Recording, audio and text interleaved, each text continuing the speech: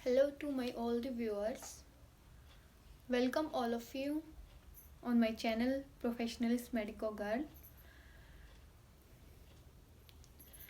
आज का जो हमारा टॉपिक रहेगा वो रहेगा एमनियोटिक फ्लूइड, जिसमें कि हम एमनियोटिक फ्लूइड सर्कुलेशन, उसकी कंपोजिशन, अबनॉर्मल कलर्स, उसकी अबनॉर्मेलिटीज़, उसके फंक्शंस, उसकी इम्पोर्टेंस और उसको असेस कैसे करते हैं, ये सारी चीज़ें वन बाय वन पढ़ेंगे। होप सो आप वीडियो को एंड तक देखोगे ताकि आपको सारी चीज़ें वन बाय वन क्लियर हो जाएं। Let's start the topic amniotic fluid. Amniotic fluid क्या है, हम इसकी डेफिनेशन थोड़ा सा पढ़ लेते हैं। Amniotic fluid is a clear slightly yellowish liquid, that means it is transparent liquid, water like liquid, that color is yellowish, slightly yellowish, जो सराउंड करता है फिटस को ड्यूरिंग प्रेगनेंसी। और कहाँ पे ये कंटेन होता है, यानी कहाँ पे स्टोर होता है, विद इन एमनियोटिक सैक। ये डायग्राम में हम देख सकते हैं, जो ये हाईलाइटेड पोर्शन है ये है हमारा एमनियोटिक सैक, जो ये है हमारा फिटस, और जो फिटस के सराउंड से प्रेजेंट है ये है हमारा amniotic fluid. Now come on the origin of amniotic fluid. ये भी हमारा इम्पोर्टेंट टॉपिक है एमनियोटिक फ्लूइड के अंदर, कि ओरिजिन कहाँ से होता है एमनियोटिक फ्लूइड का। जो हमारा एमनियोटिक फ्लूइड है वो प्रोबेबली मिक्स्ड ओरिजिन होता है, किसका, मैटरनल और फीटल ओरिजिन का। गेस्टेशन के अकॉर्डिंग हम देखेंगे कि कौन कौन चीज़ें हमारी कंट्रीब्यूट करती हैं एमनियोटिक फ्लूइड के बनने में। सबसे पहले इन अर्ली वीक्स जो मैटरनल प्लाज्मा है वो मेन कंट्रीब्यूटर होता है एमनियोटिक फ्लूइड का।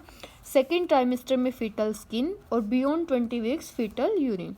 ये हमारा competitive exam point of view से बहुत इंपॉर्टेंट है। कई बार कॉम्पिटिटिव एग्जाम्स में क्वेश्चन पूछ लेते हैं कि beyond 20 weeks what will be the major contribution of amniotic fluid, और आंसर क्या होएगा, foetal urine.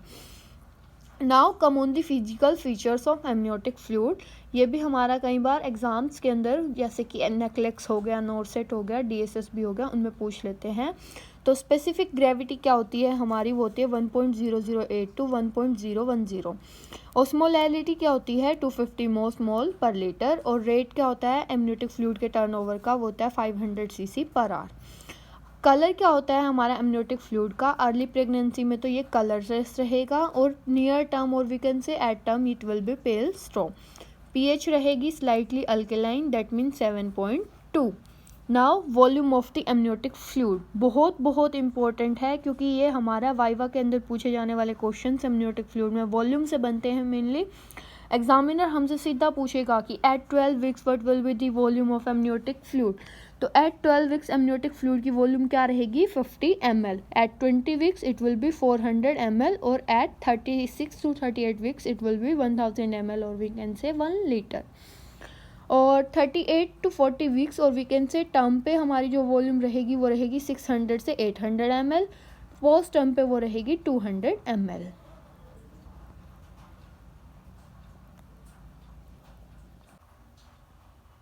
Now, composition of amniotic fluid. Amniotic fluid is mainly comprised of two components. One is water and second one is solids. Water का जो composition होता है वो होता है 98 to 99% सबसे ज़्यादा, यानी कि most of the amniotic fluid हमारा क्या रहेगा, वाटर।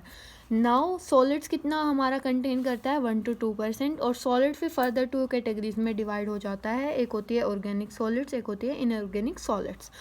ऑर्गेनिक सॉलिड्स में हमारे क्या क्या आते हैं, protein, glucose, lipids, urea, uric acid, creatinine और हार्मोन्स। और इनऑर्गेनिक सॉलिड्स में आते हैं हमारे sodium, potassium and chloride. Organic solids हमारे बहुत इंपॉर्टेंट है, क्योंकि ये फिटस को न्यूट्रिशियस सोर्स भी प्रोवाइड करते हैं एमनियोटिक फ्लूइड के through. Now most important questions ask from the amniotic fluid are abnormal colours of amniotic fluid. इनको हम बहुत अच्छे से स्टडी करेंगे, क्योंकि ये हमारे competitive exam point of view से भी इम्पोर्टेंट है और प्रैक्टिकल में वाइवा के पॉइंट ऑफ व्यू से भी। अगर बेबी का एमनियोटिक फ्लूइड ग्रीन कलर का यानी मेकोनियम स्टेन्ड है तो कंडीशन क्या होगी, फीटल डिस्ट्रेस। अगर ये गोल्डन कलर है तो कंडीशन होगी आरएच इनकम्पैटिबिलिटी। और अगर ग्रीनिश येलो और सैफरॉन है तो कंडीशन होगी पोस्ट मैच्योरिटी। और डार्क और ब्लड स्टेन है तो कंडीशन होगी accidental haemorrhage. dark brown or tobacco juice like color, then condition will be IUD, that means intrauterine death. If the color is purulent or we can say pus like discharge or pus like color of the amniotic fluid, then the condition is chorioamnionitis, यानी कि Korean और amniotic layer की infection.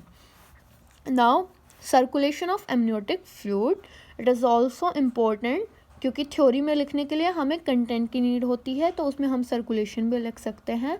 The water in the amniotic fluid is completely change and replaced in every 3 hours. ये हमें याद रखना होता है, वाइवा में पूछ लेता है एग्जामिनर कि जो एमनियोटिक फ्लूइड का सर्कुलेशन है उसमें एमनियोटिक फ्लूइड का वाटर कंपोनेंट कितनी देर में हमारा रिप्लेस होता है, कितनी देर में हमारा चेंज होता है. और जिसको हम कैसे देख सकते हैं, as shown by the clearance of radioactive sodium, जो इंजेक्ट करते हैं हम एमनियोटिक कैविटी के अंदर. इधर हम थोड़ा सा हमने टेबुलर फॉर्म बनाने की कोशिश करी है एमनियोटिक फ्लूइड के सर्कुलेशन की. इसमें देखेंगे सबसे पहले मैटरनल प्लाज्मा से जो एमनियोटिक फ्लूइड है वो कहाँ जाता है, प्लासेंटल सर्कुलेशन और फीटल सर्कुलेशन, और एमनियोटिक एपिथेलियम यानी कि जो कि लेयर है हमारे एमनियोटिक सैक की, वो दोनों मिलके किसको बनाते हैं, एमनियोटिक फ्लूइड को. फिर वो एमनियोटिक फ्लूइड से किधर जाता है, रेस्पिरेटरी ट्रैक के पास बेबी के, जहाँ वो एक्सचेंज होता है. फिर उसको फीटस इंजेस्ट करेगा और उसके बाद उसमें से वाटर की एब्जॉर्प्शन होगी फीटस की इंटेस्टाइन में. फिर वो फीटल स्किन तक जाएगा, फिर फीटस यूरिन तक, और फिर 3 hours के बाद जो सर्कुलेशन होगा वो रिपीट हो जाएगा. Now functions of amniotic fluid. The main function of amniotic fluid is to protect the fetus.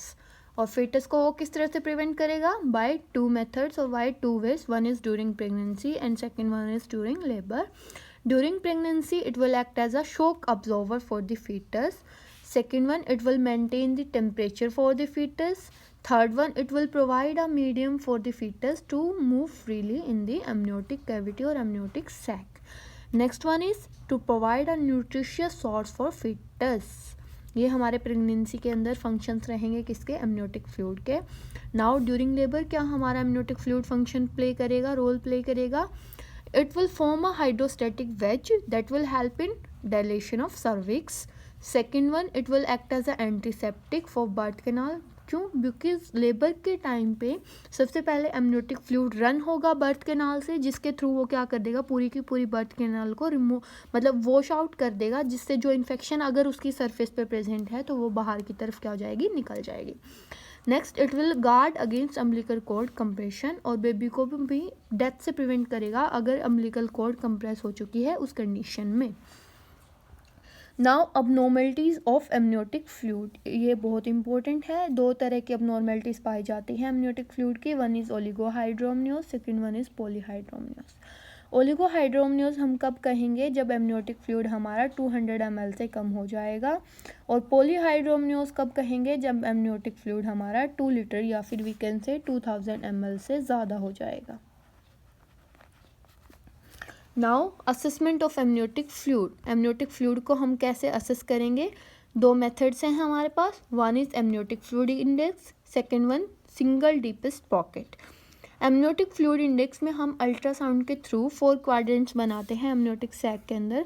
For example, अगर ये हमारा एमनियोटिक सैक है मान लीजिए, तो इसमें हम 4 क्वाड्रेंट्स देखते हैं, 1 2 3 4. और इन 4 के 4 क्वाड्रेंट्स के अंदर हम चेक करते हैं एमनियोटिक फ्लूइड का इंडेक्स कितना है सेंटीमीटर्स में. नॉर्मल AFI जो होता है वो होता है 5 to 25 सेंटीमीटर, और अगर 5 सेंटीमीटर से कम हो जाएगा तो वो ओलिगोहाइड्रोमनियोस होगा, और 25 सेंटीमीटर से ज़्यादा हो जाएगा तो वो पॉलीहाइड्रोमनियोस होगा. Now single deepest pocket. Single deepest pocket का मतलब it is depth of single cord free pocket of amniotic fluid. Cord free means कि कॉर्ड नहीं होनी चाहिए, कॉर्ड को छोड़ के जो हमें डेप्थ यानी कि जो गहराई उधर फील होगी वो होगी हमारी सिंगल डीपेस्ट पॉकेट. इसकी नॉर्मल रेंज जो रहेगी वो रहेगी 2 to 8 सेंटीमीटर. अगर 2 सेंटीमीटर से कम है तो वो ओलिगोहाइड्रोमनियोस हो जाएगा, और अगर 8 सेंटीमीटर से ज़्यादा हो गई है तो वो पॉलीहाइड्रोमनियोस. तो होप सो आपको टॉपिक ये क्लियर हो चुका होगा. अगर किसी को इस कंप्लीट टॉपिक के नोट्स चाहिए तो वो हमारे इंस्टाग्राम चैनल पर अवेलेबल है, जिसका लिंक हम डिस्क्रिप्शन में दे चुके हैं.